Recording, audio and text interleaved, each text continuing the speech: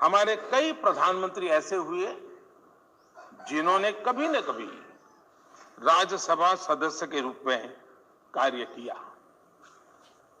अनेक उत्कृष्ट नेताओं की संसदीय यात्रा राज्यसभा से शुरू।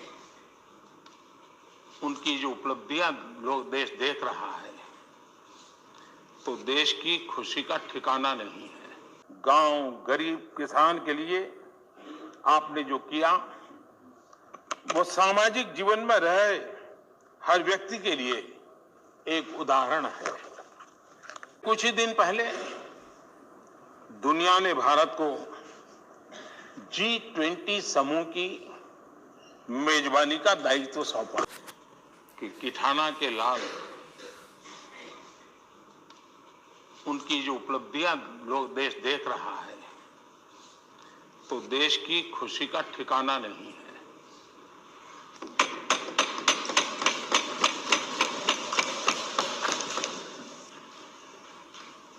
आदरणीय सभापति जी, ये सुखद अवसर है कि आज आर्म फोर्सेस फ्लैग डे भी है।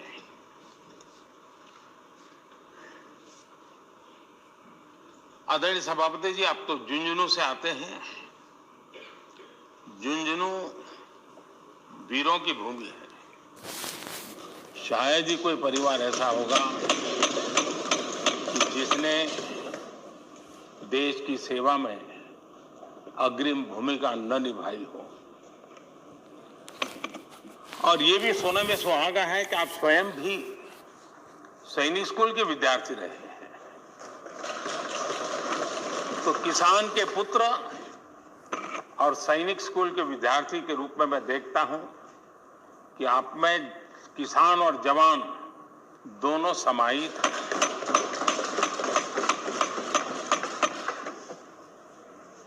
मैं आपके अध्यक्षता में इस सदन से सभी देशवासियों को आर्म फोर्सेस फ्लैग डे की भी शुभकामनाएं देता हूं। मैं इस सदन के सभी आदरणीय सदस्यों की तरफ से देश के आर्म फोर्सेस को सैल्यूट करता हूं।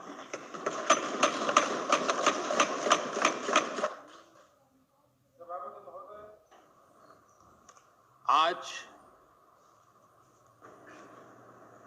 संसद का ये उच्च सदन एक ऐसे समय में आपका स्वागत कर रहा है जब देश दो महत्वपूर्ण अवसरों का साक्षी बना है। अभी कुछ ही दिन पहले दुनिया ने भारत को G20 समूह की मेजबानी का दायित्व सौंपा है। साथ ही ये समय अमृत काल के आरंभ का समय है। ये अमृत काल एक नए विकसित भारत के निर्माण का कालखंड तो होगा ही, साथ ही भारत इस दौरान विश्व के भविष्य की दिशा तय करने में भी बहुत अहम भूमिका निभाएगा। आदरणीय सभापति जी, भारत की इस यात्रा में हमारा लोकतंत्र, हमारी संसद, हमारी संसदीय व्यवस्था, उसकी भी एक बहुत महत्वपूर्ण भूमिका रहेगी। मुझे खुशी है कि इस महत्वपूर्ण कालखंड में उच्च सदन को आपके जैसा सक्षम और प्रभावी नेतृत्व मिला है।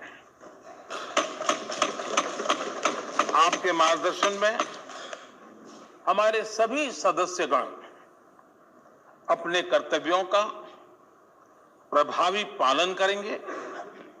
ये सदन देश के संकल्पों को पूरा करने का प्रभावी मंच बनेगा। आदरणीय सभापति महोदय,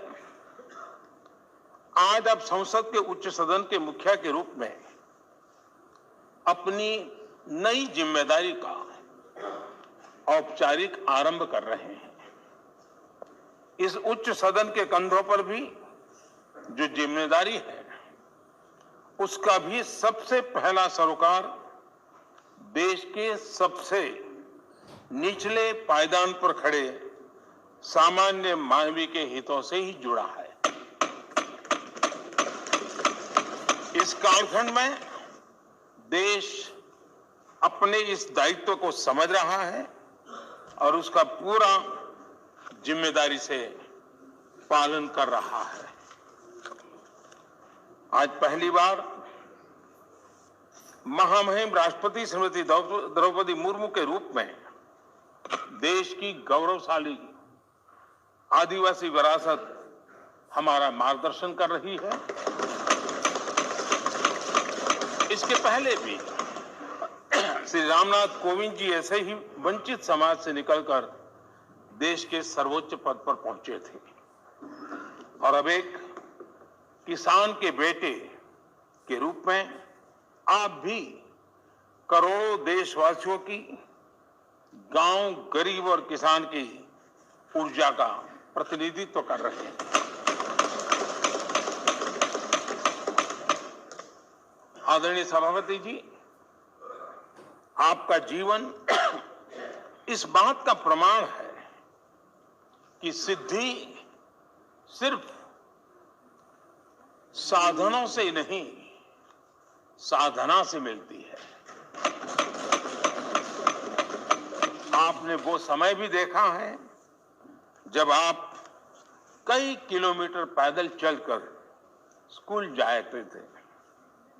गांव, गरीब, किसान के लिए आपने जो किया वो सामाजिक जीवन में रहे हर व्यक्ति के लिए एक उदाहरण है। आदरणीय सभापति जी, आपके पास सीनियर एडवोकेट के रूप में 3 दशक से ज्यादा का अनुभव है। मैं विश्वास से कह सकता हूं, इस सदन में आप कोर्ट की कमी महसूस नहीं करेंगे।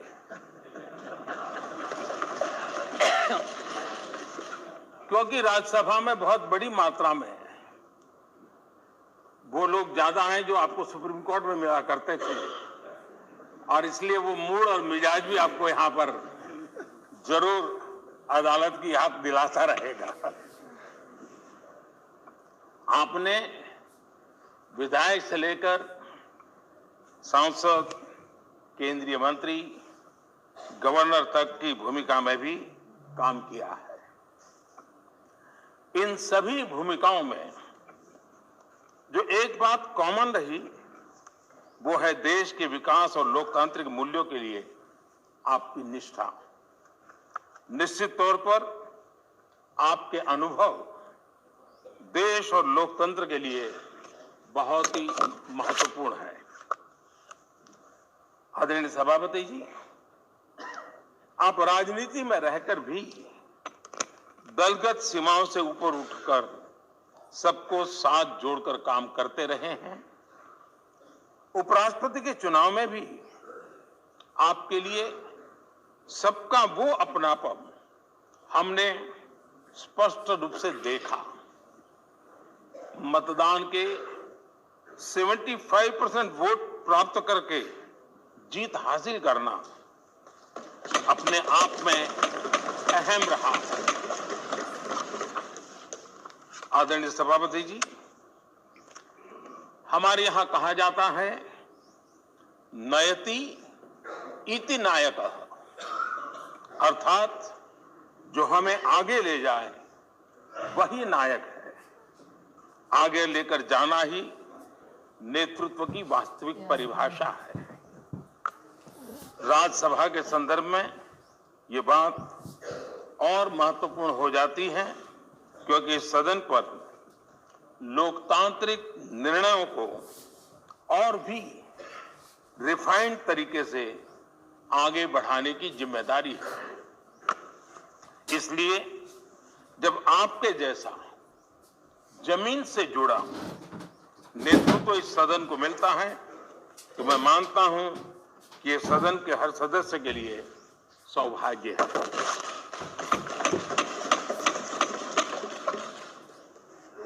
आदरणीय सभापति जी, राज्यसभा देश की महान लोकतांत्रिक विरासत की एक संवाहक भी रही है और उसकी शक्ति भी रही है।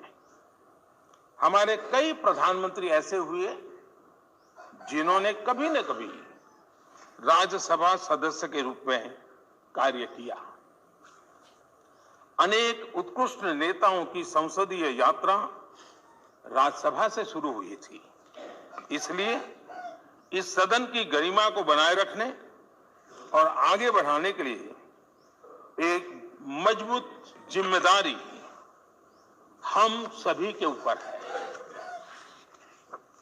आदरणीय सभापति जी, मुझे विश्वास है कि आपके मार्गदर्शन में ये सदन अपनी इस विरासत को, अपनी इस गरिमा को आगे बढ़ाएगा, नई ऊंचाइयां देगा। सदन की गंभीर चर्चाएं, लोकतांत्रिक विमर्श लोकतंत्र की जननी के रूप में हमारे गौरव को और अधिक ताकत देंगे। आदरणीय सभापति महोदय जी, पिछले सत्र तक हमारे पूर्व उपराष्ट्रपति जी और पूर्व सभापति जी इस सदन का मार्गदर्शन करते थे